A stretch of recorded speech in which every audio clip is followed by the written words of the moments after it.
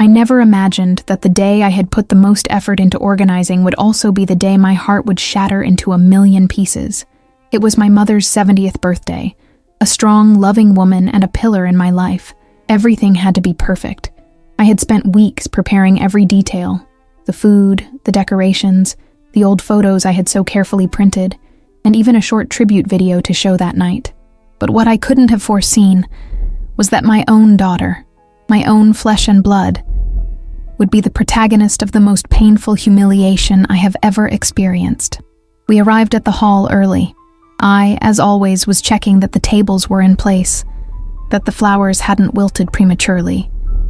And she arrived late, wearing a dress we hadn't agreed on, with an expression of annoyance, as if being there was a burden.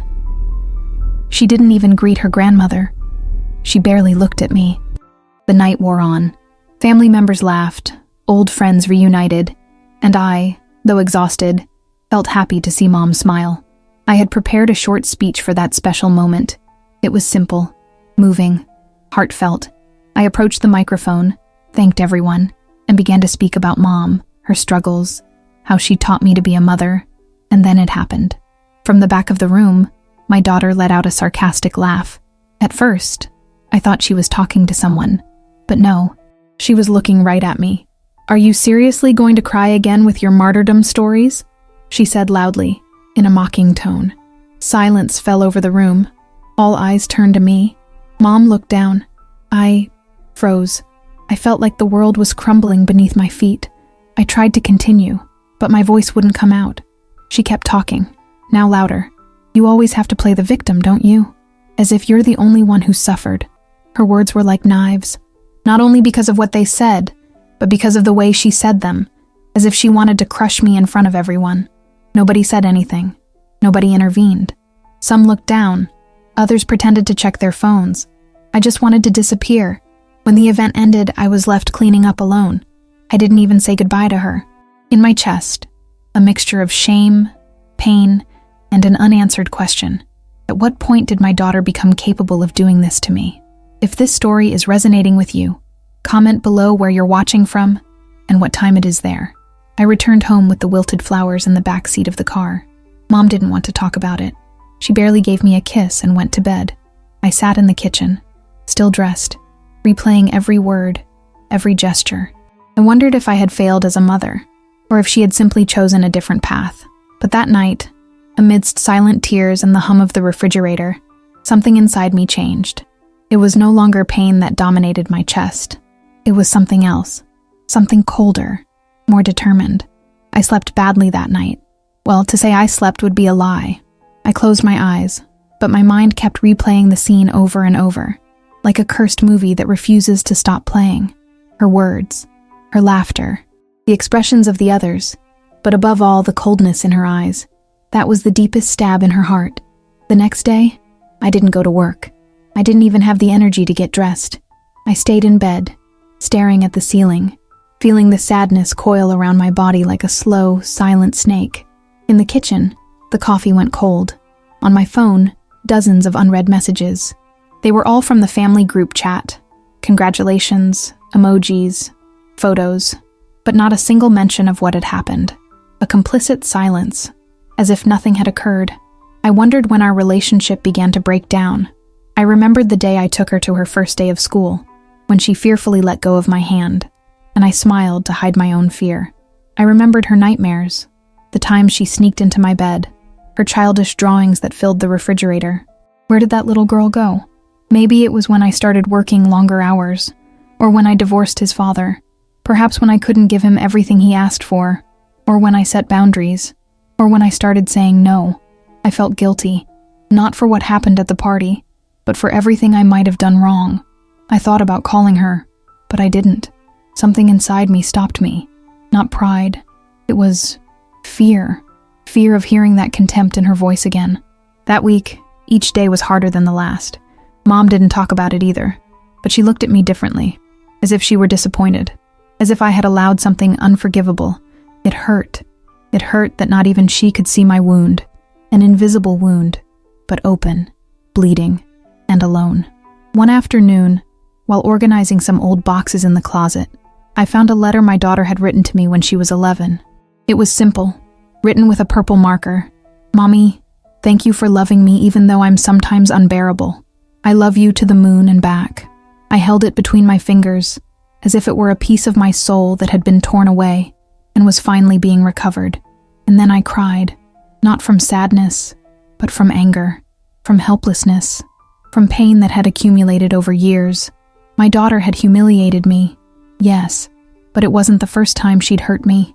Only this time, she did it in front of everyone. This time I couldn't hide it. This time, something inside me broke, and what breaks, sometimes, can't be put back together. Sometimes it transforms into something else.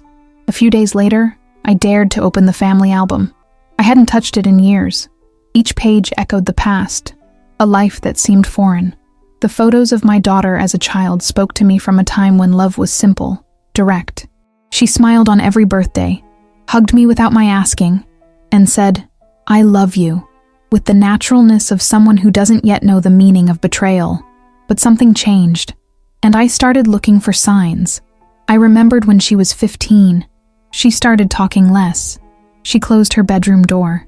She left the table without saying thank you. I thought it was just adolescence, the typical withdrawal. But now, with a cooler heart, I understood it was something more. There was something brewing inside her for a long time, something I refused to see. It was during those years that she started comparing me to her friends' parents. They travel. They have money. They didn't get divorced. I remember feeling hurt, but I kept quiet. I always kept quiet, so as not to break the bond, so as not to lose her. I blame myself for not giving her a whole family, for not being able to pay for her graduation trip, for the times I worked double shifts and missed my school duties. But I also remembered the times I went out of my way to make sure she had everything she needed. The sleepless nights when she had a fever, the made-up stories to help her fall asleep, the hugs when she cried over teenage crushes. And yet, that didn't seem to have left a mark. Looking through her graduation photos, I realized something shocking. There wasn't a single one where I was with her. She always asked for them to take pictures with her friends. Me, behind the camera. Invisible. Always. Was that what she meant to tell me that night at the party? That I had become a burden? A source of shame? That my presence ruined her image? One memory in particular hit me hard. It was the day I discovered she'd lied to her friends, saying I was her aunt because she was embarrassed to be picked up in her work uniform. That was years ago, but I never forgot it, and I buried it, like so many other things. Now everything seemed to fall into place. My daughter's contempt didn't come out of nowhere. It was built up over years of silences, unspoken demands, nameless wounds. And I, out of love, fear, or blindness, allowed it. But something else troubled me. I began to think that her resentment wasn't just directed at me.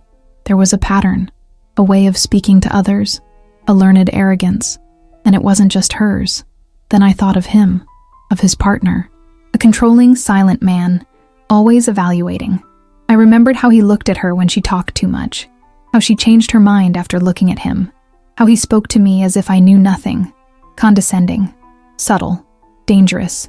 Maybe, just maybe, my daughter didn't despise me alone. The following days were like walking through an emotional desert. There were no messages from my daughter, no calls, not even a reaction to the photos of the event that others kept commenting on. That emptiness, more than hurting, began to reveal things I had previously refused to see. Mom was silent too. She didn't ask me how I felt. She didn't mention the night. Instead, she offered me hot soup or talked about the weather. But her way of avoiding the subject hurt me more than any reproach. The silence became a mirror, and in it, I began to see my own failings, not for what I did, but for what I allowed. I had normalized small acts of disrespect. I had excused slights. I had ignored warning signs, and all for fear of losing my daughter's love. One afternoon, while folding laundry in silence, I heard my own breath catch in my throat. I wasn't crying, but I felt a pressure in my chest that wouldn't go away. It was pent-up anger, accumulated sadness, but also a seed of something new, something akin to clarity. I looked at my reflection in the hallway mirror. I looked more tired, thinner, sadder, but also somehow more awake, as if I could finally see clearly. I remembered the time she spoke to me with disdain in front of her friends, the time she corrected me in public, The times she made me feel small, without me doing anything about it. I had confused love with tolerance. I thought that loving meant enduring, justifying, forgiving unconditionally. But loving, I finally understood, also means setting boundaries. It also means saying enough, and I was reaching that point. I didn't yet know what I would do, but I did know that I couldn't continue being the broken woman who picks withered flowers from the emotional ground of others. I had to decide if I wanted to continue being a spectator, or, finally, the protagonist of my own story. That night, for the first time in a long time, I slept soundly. Not because I was at peace, but because I had made a decision, even though it was still undefined. It was an accident. I didn't intend to spy. I'm not that kind of mother. But life sometimes decides to show us what we hide even from ourselves. I was at my daughter's house. I went to drop off some things that belonged to my mother. I didn't want to run into her, so I took advantage of knowing she'd be at work. I went in with the key I still had. The place was spotless, cold. There wasn't a single photo of us on the walls. I walked around the living room like a stranger. I put the things on the table and was about to leave, until her laptop vibrated. I don't know why I did it. Maybe it was impulse. Maybe it was fate. I approached. The screen was still on. A chat window open. A message from her partner. It was about time you put her in her place. She always plays the victim. I felt a knot in my stomach. My eyes read without permission, without ethics, but with a visceral urgency. I moved up in the conversation. There were her words, my daughter's, with a cruelty I didn't know I was capable of writing. I can't stand how she meddles in everything. She always wants to be the martyr. She embarrasses me. And the speech? Ha ha ha ha ha ha. She can't even speak without crying. Ridiculous. There were dozens of messages, jokes, complaints, and in all of them, one constant. Me as the target, as the nuisance, as the burden. But the most devastating thing was realizing that this view of me wasn't occasional. It was constant. It was shared. And, worst of all, it was encouraged by someone who claimed to love her. I turned off the screen. My hands were trembling. I left that apartment as if I'd escaped a fire. In reality, I had. Only the fire wasn't visible. It was emotional, and it had been burning for years. Back home, I felt a mix of emotions I couldn't separate. Pain, yes, but also indignation, rage, shame, and for the first time in a long time, something akin to courage, not from what I read, but because I realized I had been living in an unbalanced, unfair, and deeply hurtful relationship, not with my partner, with my daughter, and I, for fear of losing her, had been losing myself. That night I knew I couldn't go on like this. I wasn't going to beg for love. I wasn't going to justify contempt. I wasn't going to stay silent again. The wound was already open. Now it was time to let it bleed, to begin to heal. I woke up the next day with a strange clarity. It wasn't peace. It was an icy, firm certainty, like the ground beneath my feet after a long shipwreck. I didn't want to cry anymore. I didn't want explanations anymore. What I wanted was to recover my dignity. I thought about confronting her, about calling her, about sending her a letter, but all those ideas felt insufficient, small compared to what she had taken from me. She hadn't just disrespected me, she had erased me. She had turned me into a caricature of a weak mother, the object of private ridicule. And then it occurred to me. There was another family gathering planned for the following weekend. It was a cousin's birthday, and everyone would be there, including her. That would be my chance, not for revenge, but to bring this chapter to a close on my own terms, with dignity, with strength, with the truth as my shield. In the days leading up to it, I didn't contact her. I just focused on preparing my speech. But this time, it wouldn't be about my mother. It would be about me. I wrote every word with an open heart. I wasn't trying to humiliate her, nor was I trying to play the victim. My intention was to show everyone who I was, and who I had ceased to be. I rehearsed in front of the mirror. I read it aloud until my voice stopped trembling. I wanted each sentence to carry the strength of my scars, but also the serenity of someone who no longer asks permission to be seen. The day of the party arrived. I dressed in a simple but elegant outfit. I applied makeup to my tired eyes, and I went. She was there, sitting with her partner, as always. When she saw me, her smile was automatic, but her eyes avoided mine. For most of the night, I kept my distance. I greeted everyone. I listened to repeated stories. I ate little, and I waited for the right moment. When the atmosphere calmed down and the toasts began, I asked to speak. I stood in front of the hall. I took a deep breath, and I spoke. I said my name. I spoke of my story, of what it means to be a mother, of what is given, sacrificed, and silenced. But I also spoke of what should not be allowed, of what hurts, of how love, if not nurtured, becomes an open wound. Without naming her, I recounted what happened, not with morbid details, with truth, with respect, with the pain still vibrating in my throat. I saw some lower their gaze. Others looked at me with empathy. And she said nothing. Her face tensed. Her partner whispered something in her ear, but she didn't respond. She remained motionless. For the first time, perhaps, she felt the weight of what she had done. When I finished, I didn't expect applause. I simply thanked them and returned to my seat. I didn't cry. I didn't tremble. I didn't break down. I didn't get my daughter back that night, but I recovered. The party continued, but something had changed. Not in the others, but in me. I felt I had recovered something I thought I had lost. My voice, the one I had buried for years under guilt, fear, and misguided love. As I sat down, I noticed the silence around me.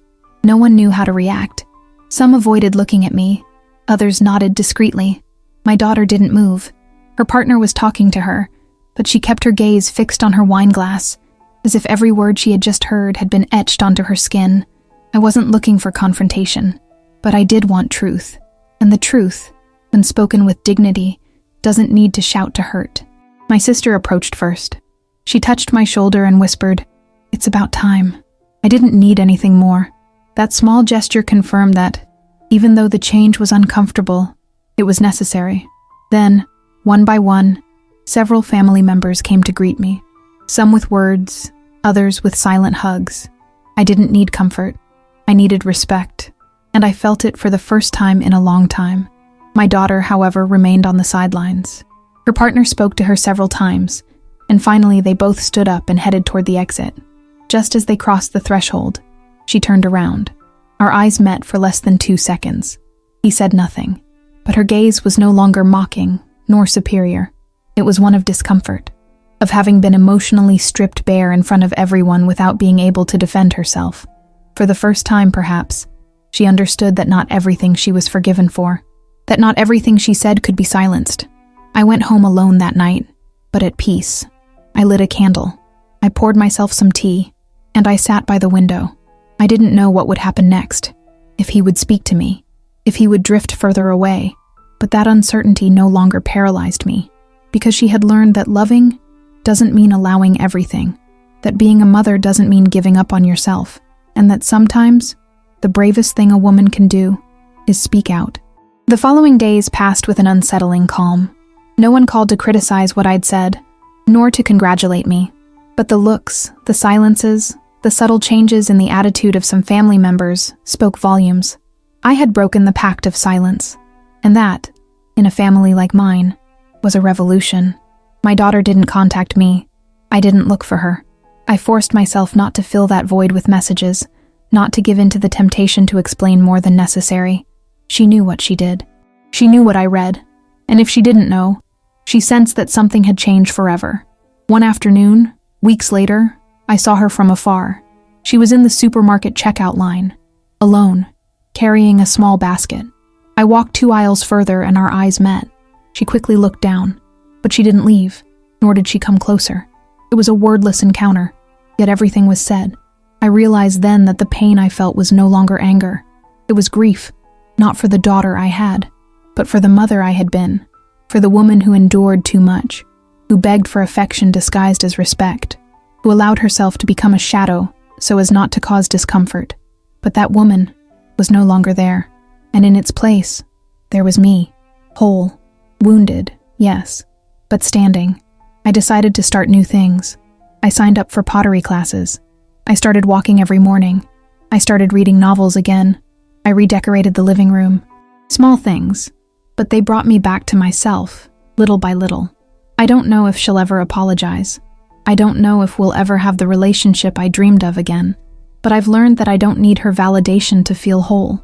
Sometimes, being a mother also means letting go, not as punishment, but as an act of self-love, because there is no loyalty more urgent than the one a woman owes to herself. Almost a month later, I received a letter, handwritten. It was from her. She wasn't exactly apologizing, but she said she'd remembered a letter she'd written me as a child, that she'd looked for it at her house and couldn't find it, that for some reason, she thought of me every time she saw mothers with daughters on the street, and that she felt something akin to shame, but she still didn't know if it was because of what she'd said, or because of what she'd failed to see. I read that letter 3 times. I didn't answer, not because I didn't love her, but because I understood that silences are also answers, and that sometimes the most loving act is not to run, not to explain, not to save. Because for the first time in my life, I chose to save myself. And if you who are watching this have ever felt like your voice, your dignity, or your courage were being ripped away, I want you to know that you can get it back. Maybe not today, maybe not tomorrow, but you can when you understand that you deserve something different. We will not always have daughters who honor us, but we can always be women who honor themselves.